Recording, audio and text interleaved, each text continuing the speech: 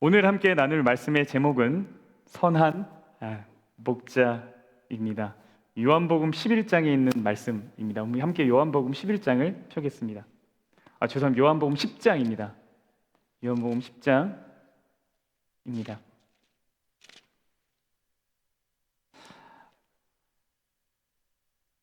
여러분, 예수님은 자신을 사람들에게 이해하기 쉽도록 이렇게 설명하십니다.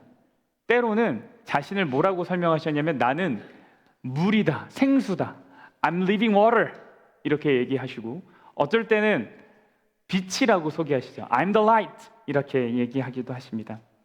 요한복음 10장에서는 뭐라고 자신을 설명하시냐면 나를 뭐라고 설명해요? 목자다 이렇게 소개합니다. 자신을 목자로 설명했다는 것, 이 말은, 이 비유 안에 목자로 설명했다는 얘기는 이 안에 뭐가 들어있다는 얘기예요? 양이 있다는 얘기예요. 양.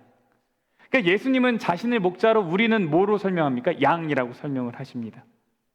그래서 이 이야기가 다른 앞서 말한 I'm the light 혹은 I'm the living water 라고 얘기한 것과 차이가 있어요. 이 비유가 주는 차이가 있어요. 그건 뭐냐면 이 이야기 안에는 관계가 등장한다는 거예요.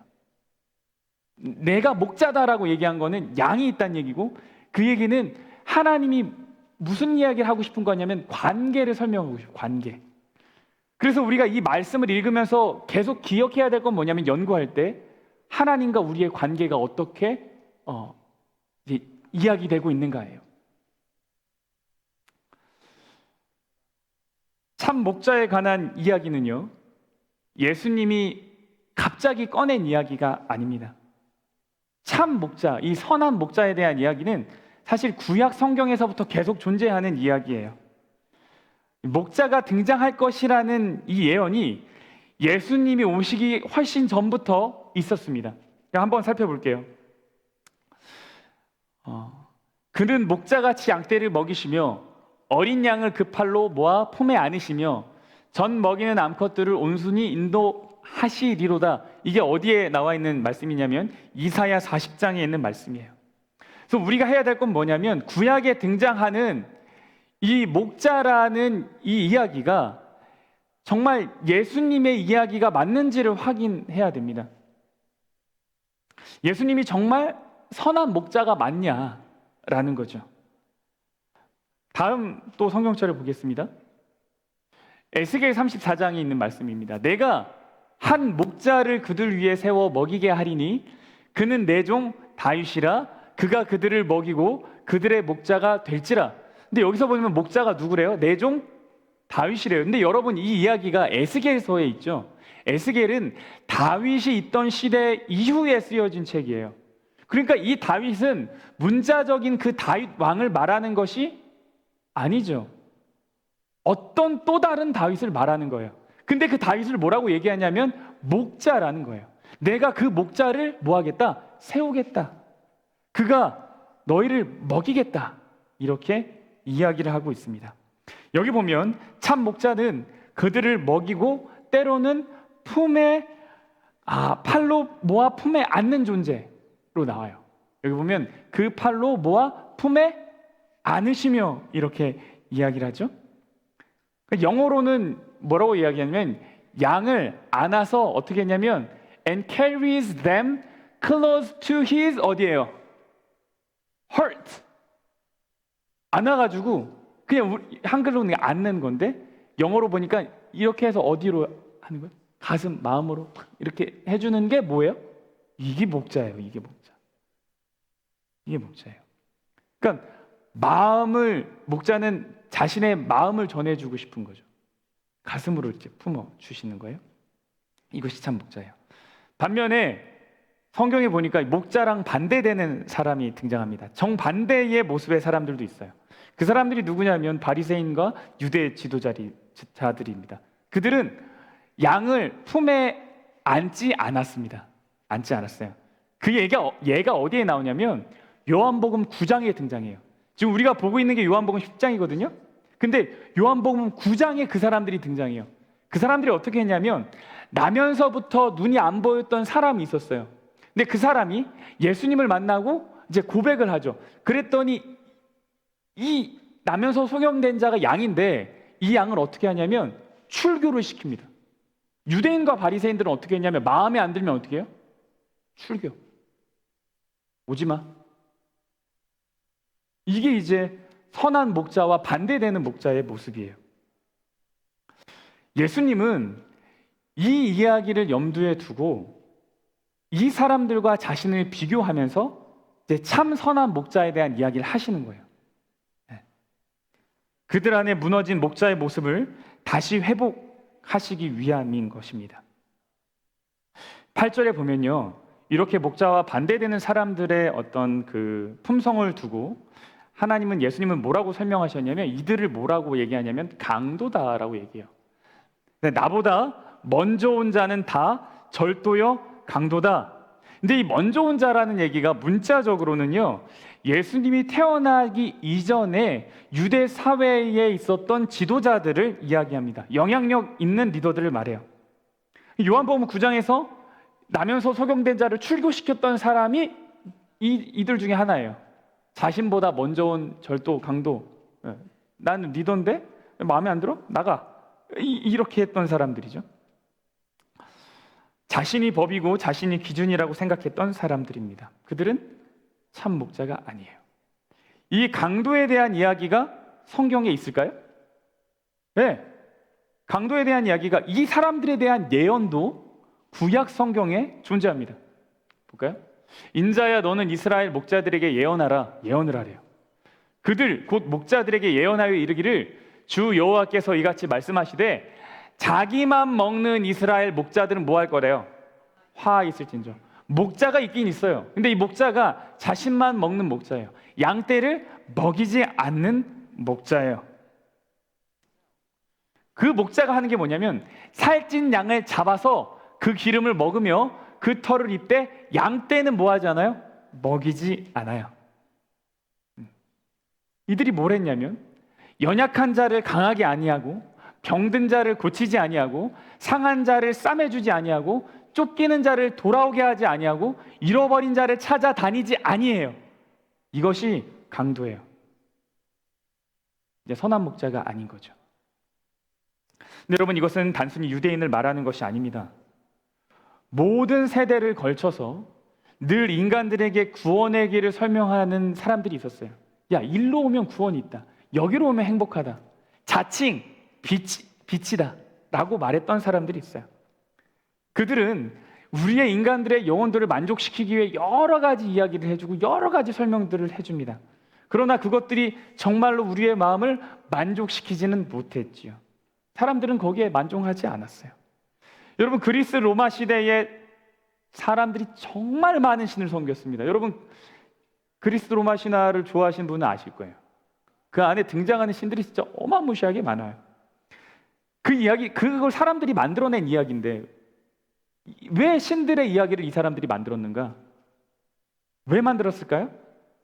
이들이 초월적 존재를 원했어요. 초월적 존재를. 그 사람들이 그 존재를 발견하고 싶었던 거죠. 그 얘기는 뭐냐면 그들 마음 안에는 이 일상의 것들로 채워지지 않은 어떤 이상향 같은 게 있는 거예요. 그런데 그들의 이야기를 잘 보세요. 그리스 로마 신화의 이야기를 잘 보십시오. 그들의 이야기, 그 신들의 이야기는 거짓과 복수의 이야기가 정말 많아요. 그렇기 때문에 그 신들의 이야기가 우리에게 재미있을 수는 있을지 모르겠지만 그 복수와 거짓이 난무하는 그 신들에게 나의 영혼의 문제를 맡기기에는 이 사람들이 뭐 하는 거예요? 허무하고 공허한 거예요. 인간들이 그려낸 신들은 철저히 이기적입니다. 왜요? 인간들이 이기적이기 때문에 인간들이 만들어낸 신은 이기적일 수밖에 없어요. 여러분, 그래서 이 진짜 선한 목자랑 가짜 목자, 강도라고 하는 사람은 정말 잘 구별해야 되는 거예요. 여러분, 목자의 반대를 뭐 강도라고 했을까요? 예수님은 그 사람들은 강도다 이렇게 얘기했거든요. 왜 강도라고 말했을까요? 양을 이렇게 빼앗아 가기 때문일까요?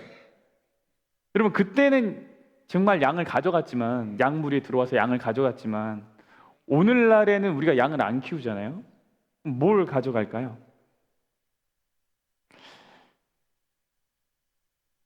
그들이 가져가는 게 무엇이냐면 우리 안에 심겨져 있는 하나님의 형상입니다.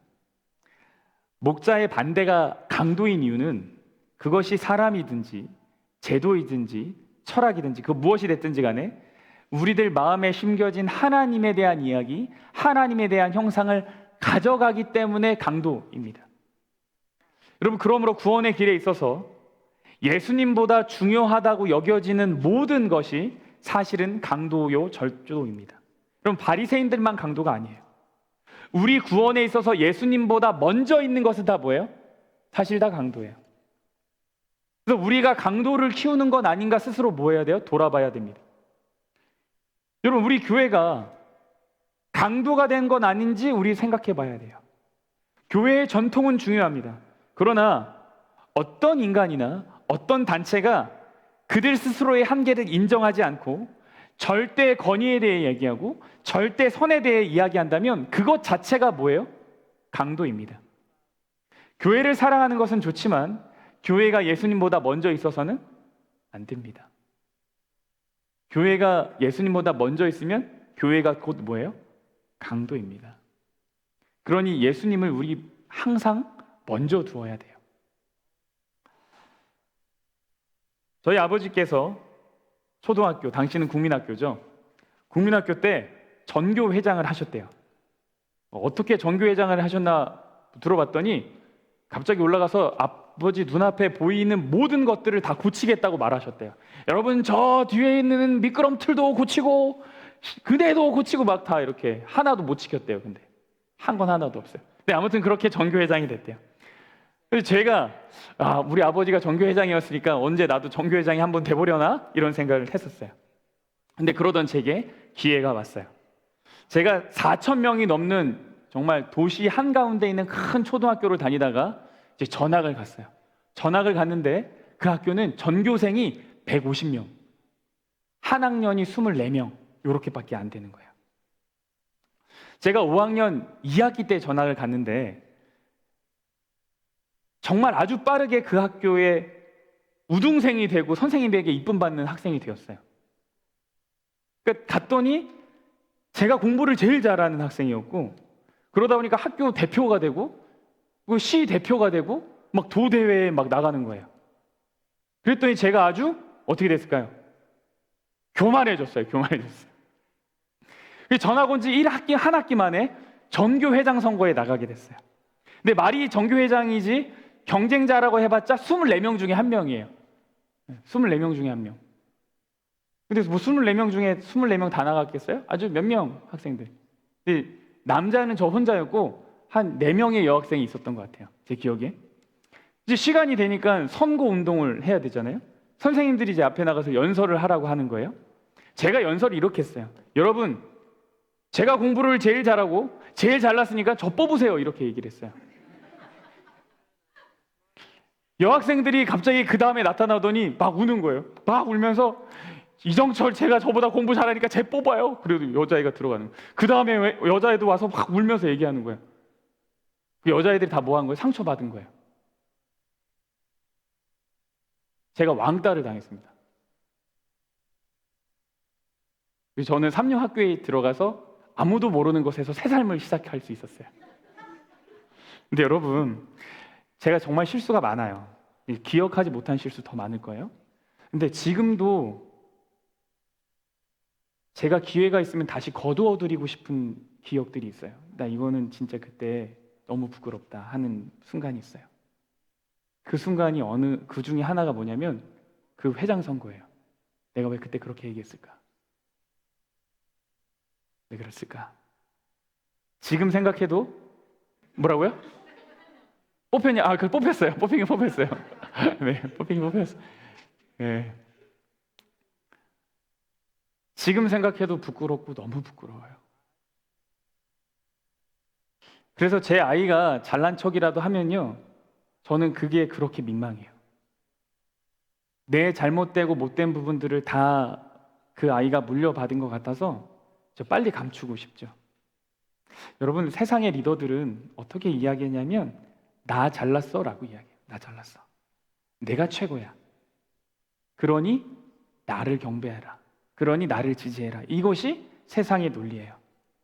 여러분, 예수님의 이야기는 어떤 이야기예요? 예수님이 그렇게 이야기하시나요? 야, 나 잘났어. 나 최고야. 그러니까 나를 따라와. 라고 이야기하나요? 여러분, 여러분이 예수님의 이야기를 그렇게 보셨다면 오늘의 비유를 다시 보셔야 됩니다. 선한 목자의 비유는 그런 게 아니에요. 내가 잘났기 때문에 나에게 오라고 말하지 않아요.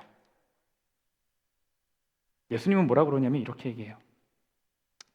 내가 문이니 누구든지 나로 말미암아 들어가면 구원을 받고 또 들어가며 나오며 뭐를 얻는데요? 꼴을 얻으리라. 내가 온 것은 양으로 생명을 얻게 하고 더 풍성히 얻게 하려는 것이라. 나는 선한 목자라.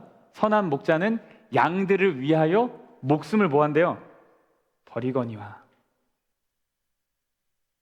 여러분, 예수님의 이야기는 내가 잘났으니까 나 따라와가 아니라 나를 통하면 너희가 꼴을 얻게 된다는 거예요. 나를 통하면 생명을 얻게 된다는 거예요. 근데 그것을 주는 방법이 뭐냐면, 이것을 이루는 방법이 뭐냐면 나의 생명을 뭐 하는 거예요? 버리는 거예요. 나 잘났으니까 나를 따라와가 아니라 내가 너를 사랑하니 나의 모든 것을 버렸다. 그러니 너도 내게 오렴. 이것이 이제 예수님의 논리죠. 내가 너를 너무 잘 알아. 그러니 너도 나를 알아가렴. 이것이 이제 예수님의 논리입니다. 예수님은 자신이 얼마나 높은 존재인지에 대해서 이야기하지 않으시고 자신이 얼마나 낮아졌는지에 대한 이야기를 하세요. 그리고 그것을 몸으로 직접 보여주셨어요. 고난당하시고 수치를 당하시고 결국 뭐 하세요? 어디까지 낮아지신다 그래요? 십자가에서 죽기까지 낮아지세요. 양들을 위해서 목숨을 정말 버렸습니다. 근데 여러분, 이 생각을 좀 해보시면 좋겠어요. 아무리 좋은 목자라고 해도 양들을 위해서 자기의 목숨을 버리지는 않아요. 그렇지 않아요? 모든 목자가 위험은 감수를 해요. 양을 위해서 위험은 감수해요. 당연히 험한 길도 가고요. 위험한 짐승이 나타나면 같이 맞서 싸우기도 해요. 그러나 그걸 위해서 자신의 목숨을 뭐 하진 않아요. 버리진 않아요. 세상 어느 목동이 양 지키다가 목숨을 버려요. 여러분, 미시나라는 책에 보면, 이 유대인들의 책이에요. 목동이 양을 지키다가 이리가 두 마리가 나타나면 도망가도 책임이 없다 그래요. 두 마리가 나타났어요. 그럼 도망가도 괜찮다. 양 없어지고 양 죽어나가도 그 누구 책임 아니다? 야, 목자 책임 아니다. 이렇게 이야기를 해요. 강도가 나타나도 도망가도 괜찮대요. 그 얘기 뭐예요? 이 양 지키려고 네 목숨 버리지 말아라, 이 얘기죠. 괜찮다는 이야기예요. 목자는 아무리 좋은 목자라도 양을 위해서 목숨을 버리진 않아요. 근데 여기에 보면 삭군이 등장합니다. 삭군은 뭐가 아니래요? 목자가 아니래요. 양도 재앙이 아니래요. 이리가 오는 것을 보면 뭐 한대요? 양을 버리고 달아난대요. 여기서 보면 보통 이리가, 늑대가 집단 생활을 합니다. 그죠? 근데 여기에 이리는 몇 마리가 왔죠? 한 마리. 한 마리 양이 오면 뭐 해야 돼요?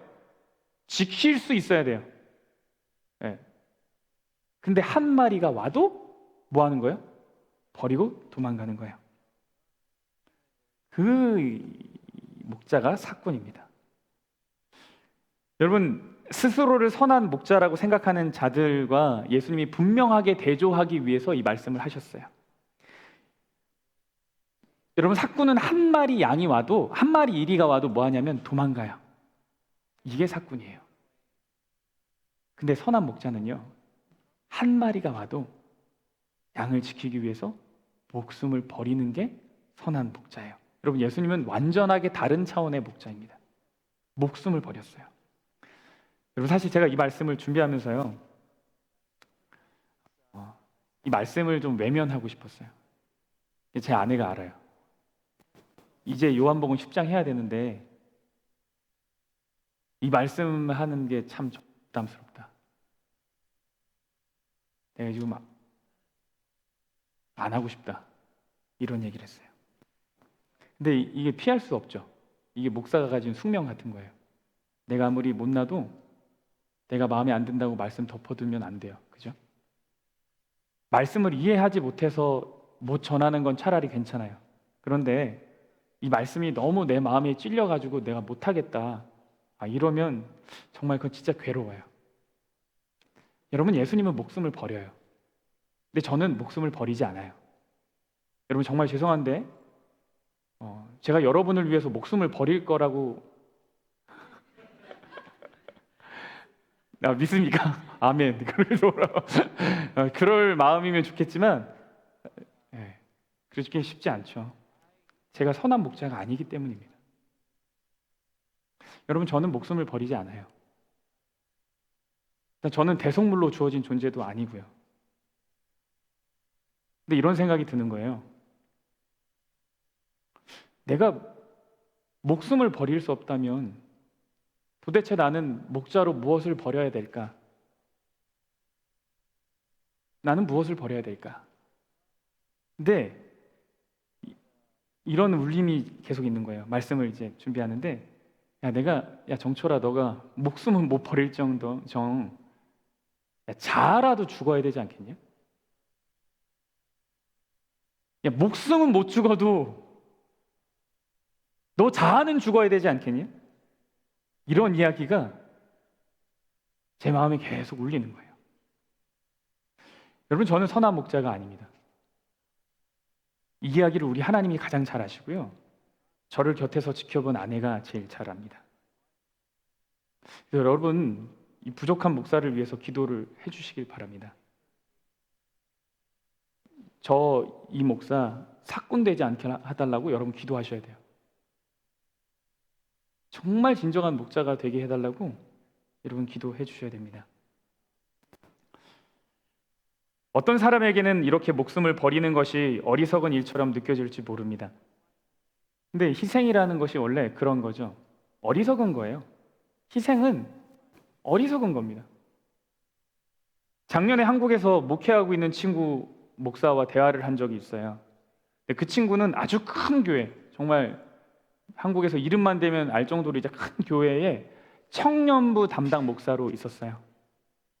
그 친구가 말하기를 요즘 청년들이랑 일하면 정말 쉽대요. 일을 너무 잘한대요. 그러니까 만약에 수련회를 간다, 그러면 회장한테 우리 수련회를 가자. 그럼 뭐가 필요하죠? 그럼 뭐가 필요하다 얘기를 하면 이 친구들이 업무 부담을 정말 잘한대요. 그러니까 대학에서 늘 배우는 게 뭐예요? 조별 과제 발표. 그럼 당신은 PPT 준비하고 너는 뭐 준비하고 뭐 조사하고 1분담을 엄청 잘한다는 거예요. 일을 진짜 잘한대요. 그런데 문제가 있대요. 문제는 뭐냐면 돌발 상황이 발생했을 때, 그러니까 분담된 일 이외에 어떤 일이 생기면, 그러면 아무도 선뜻 나서는 사람이 없대요. 그러니까 나에게 맡겨진 일만 딱 하는 거예요. 그리고 다른 거는 뭐예요? 신경 안 쓰는 거예요. 누가 알아서 하겠지. 그 동료 목회자, 제 친구의 말을 빌리자면 이게 이제 그 친구의 말입니다. MZ세대가 가진 특징이래요. MZ세대가 가진 특징.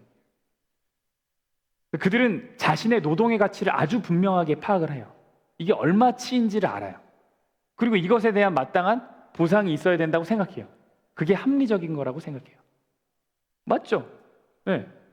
생각이 자체가 잘못된 건 아닌 것 같아요. 근데 이 이야기를 들으면서 제가 한 가지 궁금한 게 생겼어요. 그러면 이 친구들은 기독교 안에 정말 중요한 가치인 희생이라고 하는 것에 대해서 어떻게 이해하고 있을까? 그것을 어떻게 그들의 삶에 적용하고 있을까? 이런 질문이 떠올랐어요. 여러분, 선한 목자는 셈을 하지 않습니다. 무엇이 더 효과적인가를 고민하지 않는다. 뭐 이 말이 아니라 자신의 목숨을 두고 자신이 하는 결정을 두고 계산하지 않아요. 제가 정말 좋아하는 시대의 소망의 말씀입니다. 한 사람을 구원하여 당신의 왕국으로 인도하기 위해서라도 구주께서는 갈바리의 고통을 당하셨을 것이다. 한 사람, 그 한 사람을 위해서라도 예수님 뭐 하시겠다는 거예요? 십자가 지시겠다는 거예요. 절대 셈하지 않으시는 분이 선한 목자이신 예수님입니다. 선한 목자의 또 하나의 특징은 음성을 통해서 양들을 부른다는 것입니다. 무엇을 통해서 양들을 불러요? 음성을 통해서 불러요. 목자는 폭력이나 위협에 의지하지 않고 앞으로 가서 양들을 불러요. 그렇기 때문에 음성에 익숙해질 수 있는 거예요. 양들이 음성에 어떻게 익숙해지나? 계속 음성으로만 하니까 익숙해지는 거예요. 음성으로 하다가 안 되면은 막 한 번씩 이렇게 이렇게 하지 않아요. 폭력이 음성을 대신하지 않고요. 위협이 음성을 대신하지 않아요. 음성이요. 오직 사랑이 풍성한 그 음성으로 양을 이끄십니다. 예수님이 우리를 이끄시는 것도 그와 같은 방법이에요. 오직 사랑이 풍성한 음성으로 우리를 인도하십니다. 옛적에 여호와께서 나에게 나타나사 내가 영원한 사랑으로 너를 사랑하기에 인자함으로 너를 이끌었다. 내가 사람의 줄, 곧 사랑의 줄로 그들을 이끌었고 그들에게 대하여 그 목에서 멍에를 벗기는 자 같이 되었으며 그들 앞에 먹을 것을 두었다. 이게 이제 선한 목자에 대한 예언을 통해서 말씀하셨는데 무엇으로 이끌으신다고 얘기하냐면 사랑의 줄, 사랑의 줄. 이끄는 방법이 사랑의 줄이에요. 짐승은 멍에를 데리고 끌고 가죠. 이리 와 타 말은 들면 그죠? 근데 예수님은 멍에를 벗기고 사랑의 줄로 묶으셔서 이끌어 가십니다. 이게 예수님이라는 거예요. 이게 선한 목자이죠. 여러분 오늘 우리는 예수님이 선한 목자이신 이유를 좀 살펴봤습니다. 여러분 사실 우리 모두는 우리 스스로 이 땅에 태어난 것 아니에요. 이제 한 달 뒤면 아이가 태어날 텐데 이 아이가 태어날 때 자기 힘으로 이렇게 짜잔 나오나요? 아니죠. 부모의 사랑으로 얘 만들어졌고 간호사와 의사의 손을 빌려서 이렇게 세상에 나오게 돼요. 부모의 노력으로 이제 나오게 되죠. 물론 아이도 노력을 한다고는 하더라고요. 엄청난 힘을 쓴다고 하긴 하는데 이 태어남 자체가 내 스스로 의지의 선택은 아닌 거죠. 우리는 본래부터 누군가의 손에 이끌려서 살아가는 존재예요. 태어날 때부터 그랬어요. 만들어질 때부터 그랬어요. 내 스스로의 결정으로 난 것 아니죠. 근데 처음에는 우리한테 선택권이 없지만 시간이 지나면 우리가 선택권을 가지게 돼요. 우리는 늘 누군가에게 끌려가서 살아가는 존재들인데 영향을 받으면서 살아가는 존재인데 이제는 선택하는 거죠. 누구에게 이끌려갈 것인가? 여러분 우리에게 선한 목자가 있음을 감사하십시오. 우리 앞에 선택이 주어졌어요.